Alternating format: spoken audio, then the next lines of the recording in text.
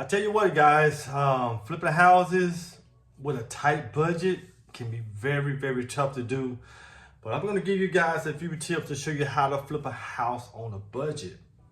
How to do the things I do. This is my little secret little hack, if I must say it is. How to flip a house on a budget and keep costs down, but also get things done. I'll show you exactly the few things I do coming up.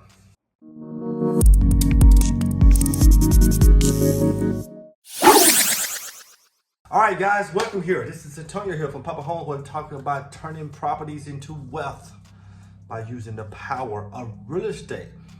Now, when it comes to flipping houses, how you going to be able to flip a house on a budget? How you going to be able to keep these numbers at a certain spot where you don't just overpay for something? You know what I mean? So you don't just overpay for all these things. I mean, take your rehab budget from $35,000 to $45,000. How do you keep this? Now, guys, look, I don't flip tons of houses. Got one on the market now. One we just bought. Had all the materials delivered out today. As I did a video on telling you to make sure you at the house when your Home Depot, your Lowe's items show up. If not, your stuff will look like the sheetrock I got today.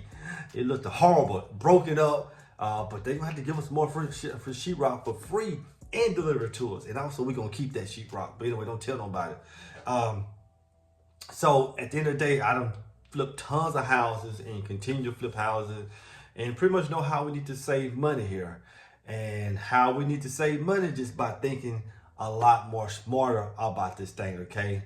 And just doing all the things that we need to do to be able to move across the finish line and get things done. So one of my favorite things that I would tell you to do, guys, when you're getting ready to flip a house, what you don't want to do, I mean, you can do it, but you're gonna get charged more.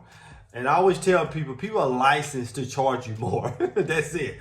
So if you go through Google, go on Facebook, and you look up contractor companies in your area, what's gonna come up are contracting type companies.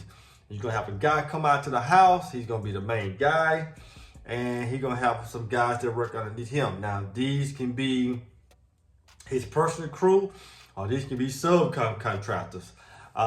Let's just say that if your rehab budget is realistic $35,000, if you hire him, your rehab budget is gonna be $45,000, because he's gonna add in a fee to that to do the project, because these are his guys, you know what I mean? So he got overhead, he got the trucks, he got the wages, insurance, all this type of stuff. So all them things are gonna be factored into that. So whatever you do, if you want to save money, find your own subcontract. Find your own guys who can do something. Find your electricians, your plumbers, your HVAC guy.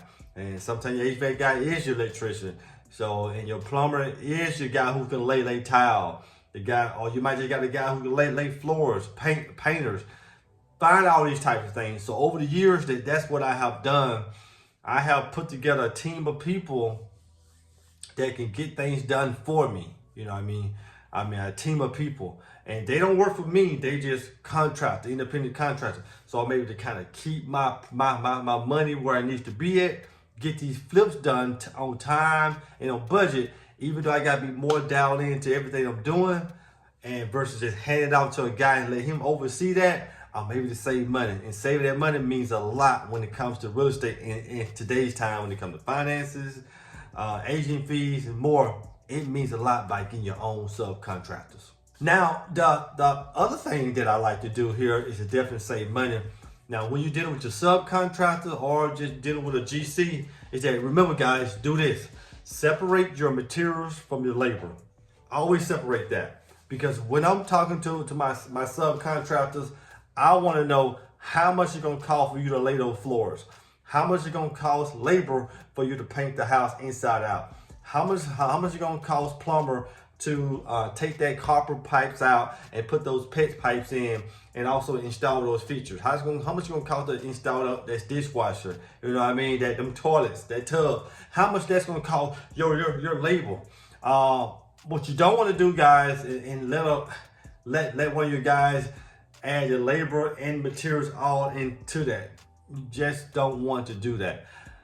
Again, your labor material, your material probably would have cost you $1,000, but he may add an extra $500 onto that, and his labor was $1,000. So instead of you being at $2,000, you add $2,500 that you will be spending extra because you did not go through the element of just separating those materials from the labor. Well, my next thing here is that I like to do this with mainly but the contractors who are doing floors, painting, those types of things, laying tile, doing demo work. Make sure you base everything in a line item. A line item is that how much the paint outside is going to be, how much the inside paint is going to be, how much the floor is going to be to install, how much to retile this whole entire shower, how much it's going to cost to take this bathroom tub out and also put a walk-in shower. I need to know how much all of that is going to cost, okay? And I want to know how much they're going to be able to cost line item. So now, as people finish working on that line item specific thing, you pay them directly for that. But that just goes back to the other one, is that you want to separate your labor from your material. So that labor with that line item that's going to cost $1,500, I know I'm paying that. So they can't come back to you and say, hey, you know what? It's going to be $2,000. No, it's going to be $1,500. That's what we agreed on. That's what we're gonna roll with. Why? Because we need a line item, because it keeps a way for us to keep up with all our top of the project and keep a close eye on keeping those costs down on your rehab costs. And finally, and least, to be successful and keep your costs down, meaning your own personal costs, your own financing money costs, your own living costs down, it's by using OPM, guys. You gotta use other people's money in this real estate game. And I have pretty much mastered that over the years of using OPM. Every project I do is an OPM. Every one of them I do is OPM. OPM. Every one of this project. Why? Because I feel like I can get more done by using other people's money versus everything. Now, I can own 100% of nothing or 10% of something. So I'd rather own 10% of something versus own 100% of nothing. So use OPM to keep your costs down, because if you use all your own money, then that can really hurt, because you don't know if you got to go get that money to get the finance from another institute, and that adds to your costs. And so instead of you spending $35,000 for the project, now you at $40,000. And then if you hire the guy who come up with the truck that's wrapped around, say all in contractor, now you're from $40,000 to $50,000. And then don't let them order material, then you at $55,000. Wow, you could have saved a lot of money, guys, by following these simple rules, simple directions out there, guys. It's not hard to do.